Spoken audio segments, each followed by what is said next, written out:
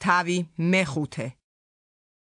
ერთხელ, როცა ხალხის ბრბო აწყდებოდა მას, რომ ღვთის სიტყვა მოესმინათ, ის იდგა გენესარეთის ტბასთან. დაინახა ტბასთან მდგომი ორი ნავი, ხოლო ნავებიდან გადმოსული მებადურები ბადეებს რეცხავდნენ. ავიდა ერთ ნავზე, რომელიც სიმონისა იყო. სთხოვა ნაპირს ცოტა გაშორებოდა. ჩაჯდა და ნავიდან ასწავლიდა ხალხს. როცა ლაპარაკი დაამთავრა, სიმონს უთხრა: შეცურდი ღრმად და მოისროლეთ ბადეები თევზის დასაჭერად. სიმონმა პასუხად მიუგო: მოძღვარო, მთელი ღამე ვიშრომეთ და ვერაფერი დავიჭირეთ, მაგრამ შენი სიტყვისამებრ ვისვრი ბადეს. ასეც მოიქცნენ. იმდენი თევზი მოიმწყდიეს, რომ ბადეები ეხეოდათ. ნიშანი მისცეს ამ ხანაგებს მეორე ნავში, რომ მოსულიყვნენ მოსაშველებლად. მოვიდნენ და ისე აავსეს ორივე ნავი, რომ კინაღამ ჩაიძირნენ. ეს რომ დაინახა სიმონ პეტრემ, დაეცა იესოს მუხლებთან და უთხრა: გამშორდი უფალო, ვინაიდან ცოდვილი კაცი ვარ. რადგან შიშმა შეიპყრო იგი და ყველა მასთან მყოფი იმ თევზის ჭერის გამო, მათ რომ დაიჭირეს. ასევე იაკობი და იოანე, ზებედეს ძენი, სიმონის მოზიარენი. და იესომ უთხრა სიმონს: ნუ გეშინიე, ამიერიდან ადამიანებს დაიჭერ. მიაყენეს ნავები ნაპირს, ყველაფერი მიატოვეს და გაჰყვნენ მას. მოხდა ისე, რომ ერთ-ერთ ქალაქში მისი ყოფნისას, აჰა, მოვიდა კეთრით დაფარული კაცი. იესოს დანახვაზე დაემხო, ევედრებოდა და ეუბნებოდა: უფალო, თუ ინებებ, შეგიძლია ჩემი განწმენდა. გაიწოდა ხელი, შეახო მას და თქვა: მნებავს, განიწმიდე. და მყისვე მოშორდა კეთრი. უბრძანა მას: არავის უთხრა, არამედ წადი და ეჩვენე მღვდელს და შესწირე შენი განწმენდის გამო, როგორც დაადგინა მოსემ მოწმობად მათთვის. სიტყვა უფრო და უფრო ვრცელდებოდა მის შესახებ და დიდძალი ხალხი დაყვებოდა მას, რათა მოესმინა და განკურნებულიყვნენ თავიანთ სნეულებათაგან. ის კი უდაბურ ადგილებში მიდიოდა და ლოცულობდა. ერთ დღეს, როცა ის ასწავლიდა ისხდნენ იქ ფარისეველნი და რჯულის მოძღვარნი, რომელნიც მოსულიყვნენ გალილეისა და იუდეის ყოველი კუთხიდან და იერუსალიმიდან. და უფლის ძალა იყო მასთან გასაკურნალად.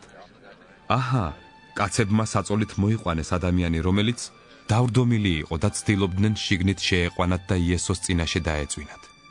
და რომ ვერ მოახერხეს მისი შეყვანა ხალხმრავლობის გამო, ერდოზე ავიდნენ და კრამიტებს შორის იგი საწოლიანად ჩაუშვეს შუაგულ ოთახში იესოს წინაშე.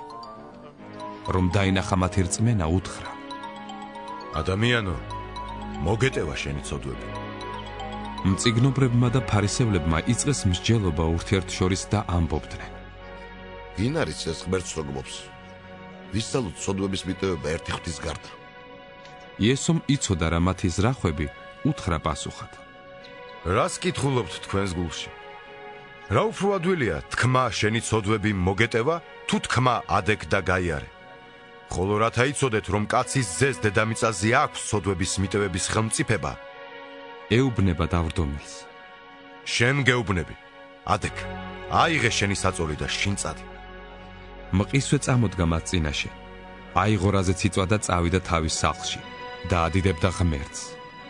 განცვიფრებამ შეიპყრო ყველა და ადიდებდნენ ღმერთს და შეშინებულები ამბობდნენ: საოცრებანი ვიხილეთ დღეს. ამის შემდეგ გამოვიდა და დაინახა მებაჟე, სახელად ლევი, რომელიც იჯდა საბაჟოში და უთხრა მას: გამომყევი მე.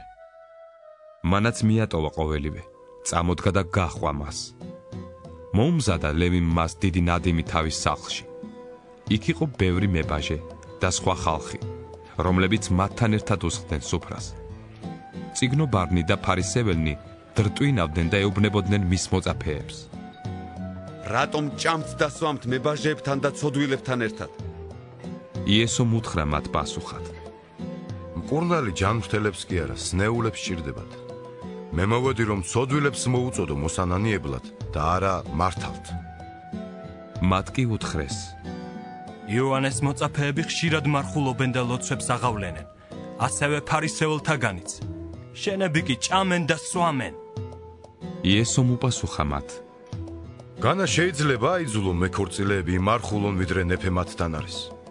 მაგრამ დადგება დღეები, როცა ნეფე წაერთმევათ და მაშინ იმარხულებენ იმ დღეებში. იგავიც უთხრა მათ. არავინ მოხევს საკერებელს ახალ სამოსელს და არ დაადებს ძველ სამოსელს, თორემ ახალსაც დაგლეჭს და ძველსაც არ გამოადგება ახალი სამოსლის საკერებელი. არავინ ჩაასხამს ახალ ღვინოს ძველ ტიკებში, თორემ ახალი ღვინო ტიკებს დახეთქავს და ღვინოც დაიკარგება და ტიკებიც. არამედ ახალი ღვინო ახალ ტიკებში უნდა ჩაისხას.